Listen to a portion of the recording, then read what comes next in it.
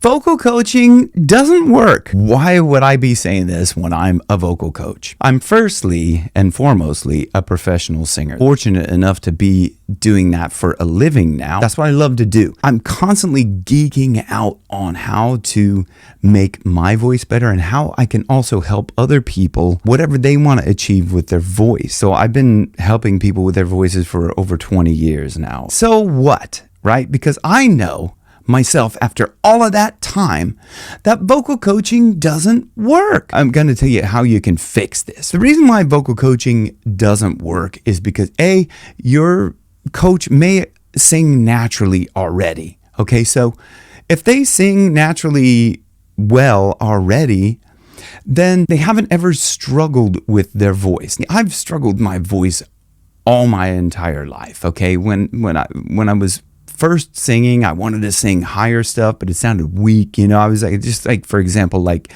Queensryche, we see the line of those who find the world must pass them by, too late to save a dream that's growing cold. So when it gets into the higher part, oh, take heart now.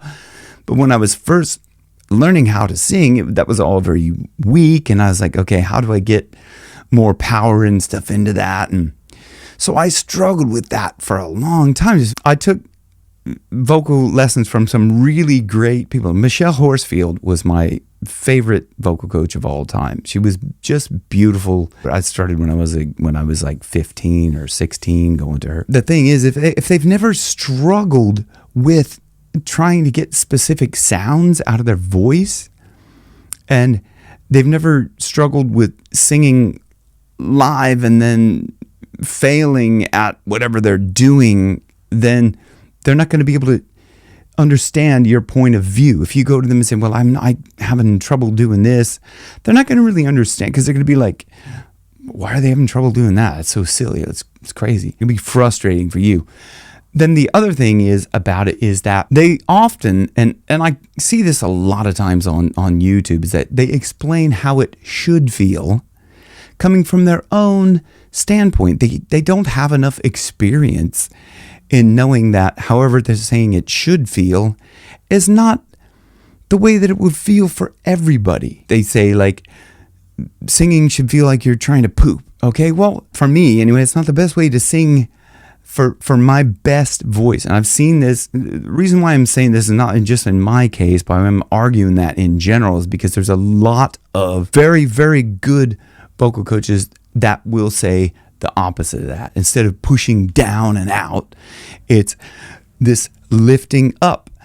And when I say like really good vocal coaches, I'm talking like classical vocal coaches, like opera vocal coaches. These guys are at the top of their game.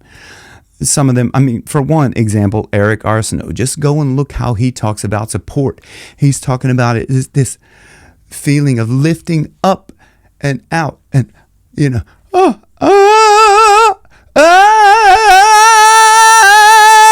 instead of if you're pushing down and that can cause a lot of strain. But if you're lifting up and singing higher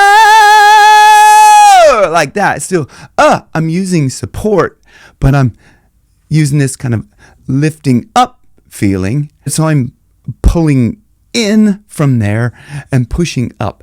A lot of other Freya Casey is another incredible vocal coach. She's an operatic vocal coach, and she talks about that as well. It's kind of like this syringe feeling, like a syringe, you're pushing it up and out, because if you're pushing down, it's going out the wrong hole.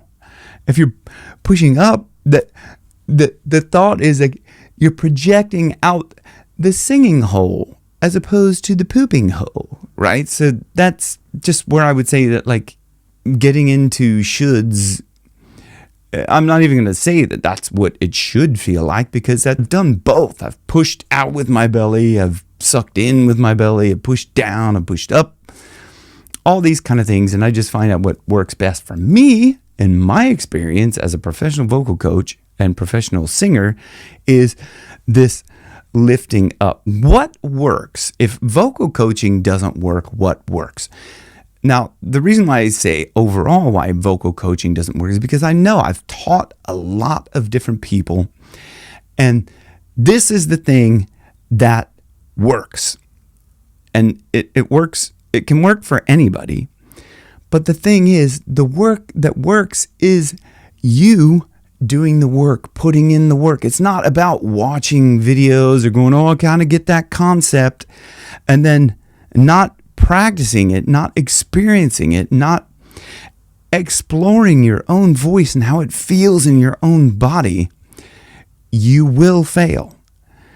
Like by not experiencing, not by not doing it, you will fail. So the only thing that works, so no vocal coach program works. It's the students that work the program that actually get results. So, you know, you have to, it's like anything. If you don't do the work, you're not going to get the results. So that's why I say vocal coaching doesn't work, because it doesn't matter who, you can go to the best vocal coach in the world, but if you don't put the work in yourself and explore your own voice and your own body and how it feels, you'll never get there. You'll never get to where you want to get as a vocalist. This is why one of the things that I do and I rely on is kind of, I just ask questions to students. Well, how does that feel? How does that feel for you? Where do you feel that? And you have to really get in tune to how your body feels when you're singing, and when you go, okay, yeah, that's it. You know, if you hit something and you go, oh yeah, that sounded really good to me. Like that feels good in my body. Like I'm singing higher and it's not hurting. So I go, okay, where are you feeling that? What's going on in your, and it's not just about your support. Although if you don't understand support, I have a free course down below, Singing Support Secrets. Take that course. That will help you immensely to understand the workings of your body and your voice and everything. So that's an amazing course. It's still free. Take it while you can. So it's not just about thinking about my support or, you know, my, you know, larynx or anything like that. It's how everything feels. The placement. I'm always playing with things and experimenting. How when there's lightning, you know, I'm just doing a lot of stuff with kind of listening to Ronnie James Dio, and he's got that, you know, that growling, but for me to get that lightning, that up in that growling, to get it higher up, I've got to really play around with different things. And, you know, I'm just trying to think of how, like, I'm getting there now with that. When there's lightning. So lightning.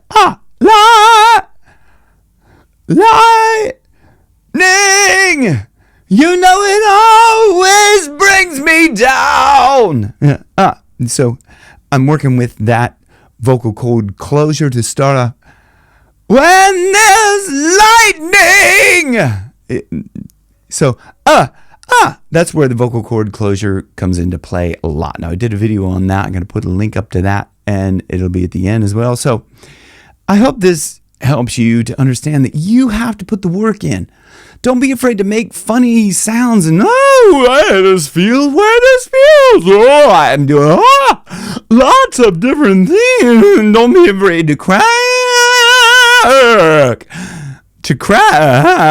It's okay to make noise and funny things.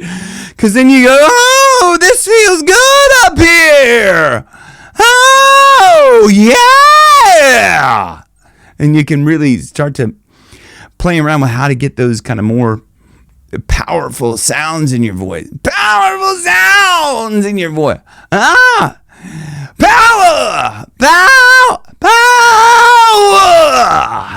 So anyway, like, look, go play with your voice. Have fun with your voice. Play with it. That's what it's there for. Anyway, I hope this voice play helps you rock your best vocals where your best keeps getting better. Thanks for watching. See you on the next one. It's just one next vocal cord closure that will help.